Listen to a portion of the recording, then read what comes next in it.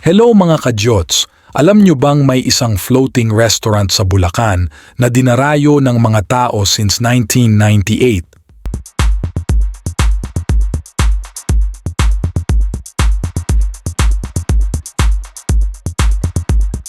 Tama, eto na nga yung Nina's Fried Itik restaurant na matatagpuan sa Plaridel.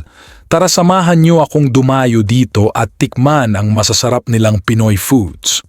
Nakikita ko lang ito sa TikTok lately, kaya naengganyo akong bisitahin dahil may client ako nearby at tamang-tama na meron akong bagong pupuntahan for lunch. Although sadyain ang lugar at more than 2 kilometers pa from Plaridel town proper pero ayos lang. Madali namang hanapin sa Waze or Google Map. Nakapin na naman ang location.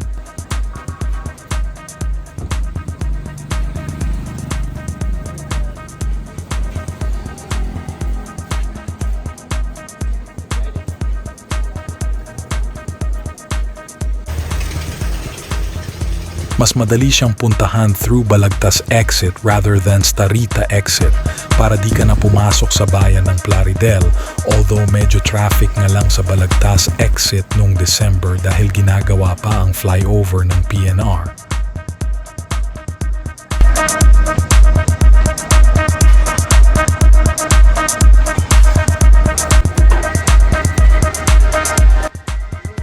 Pero once matapos eto, mabilis na ang biyahe to Nina's Fried Itik restaurant.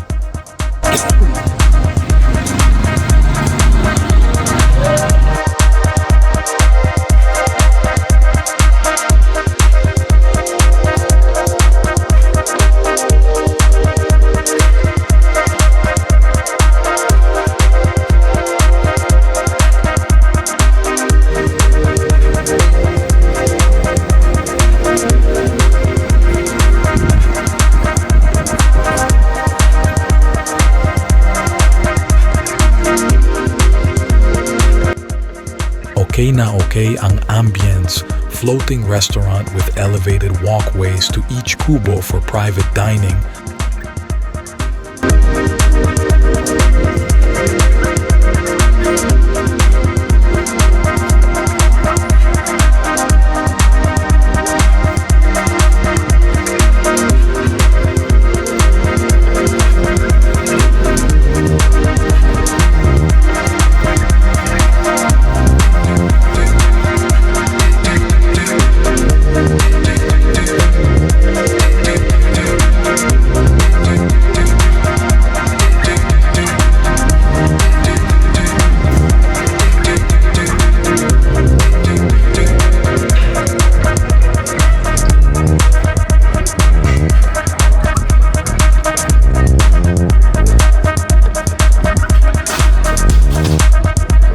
Pwede rin kayo sa kanilang main area na mas maluwag para at sa bigger events. Attentive ang waiters at lalo na si Tatang na nakabantay sa labas at nagga-guide ng cars to park.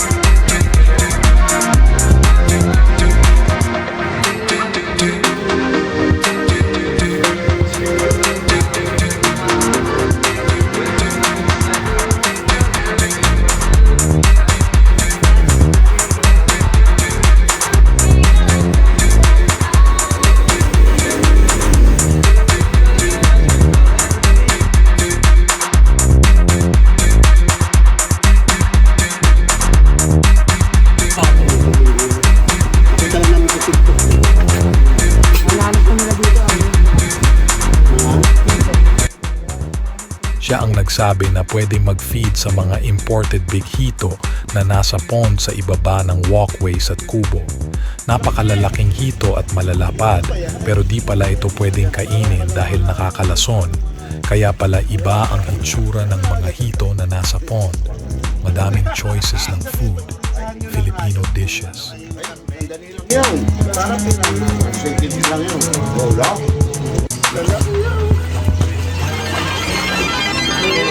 Ito yung pang-ihaw. Pinihaw. Mamamatay yung bata.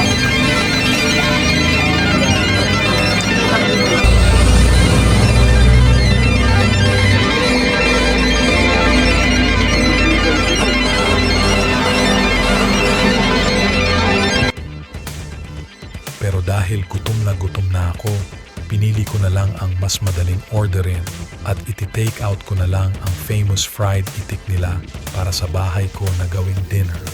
I ordered grilled hito, fried tawilis, sisig pusit at dynamite sili.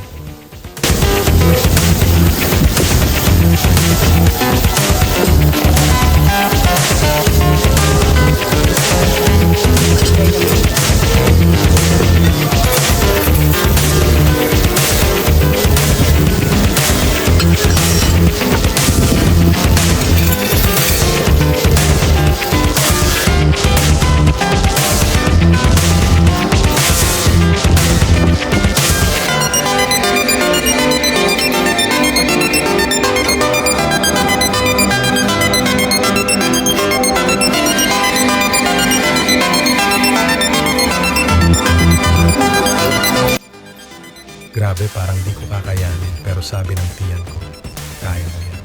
Sa dami ng mga taong nagugutom, dapat daw di ko sayangin ang pagkain.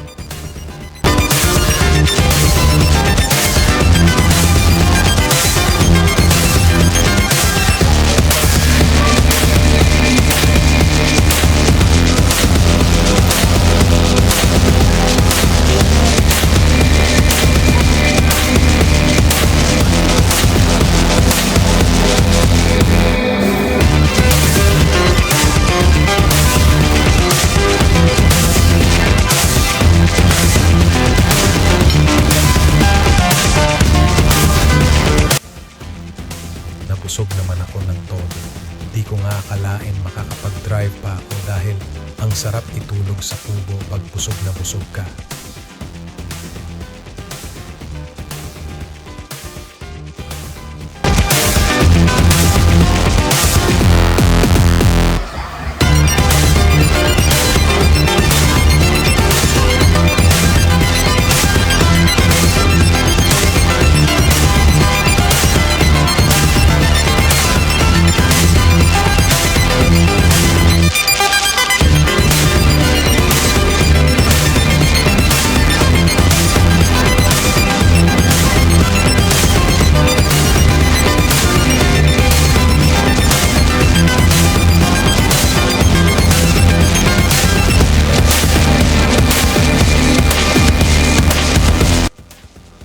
Pero kailangang umuwi dahil syempre titikman ko pa ang the best fried itik nila sa bahay for my dinner.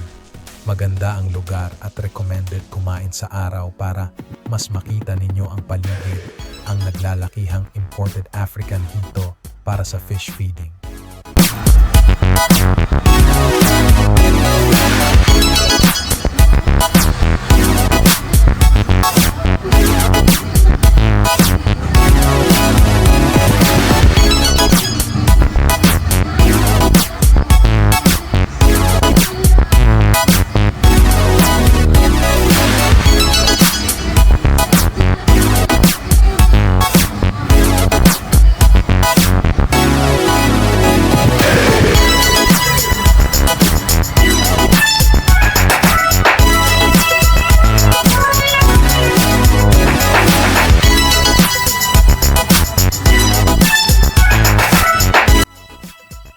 Kaya kung nasa Bulacan lang kayo, lalo na sa Starita, Plaridel, Balagtas at Tabang area, dumayo na kayo rito.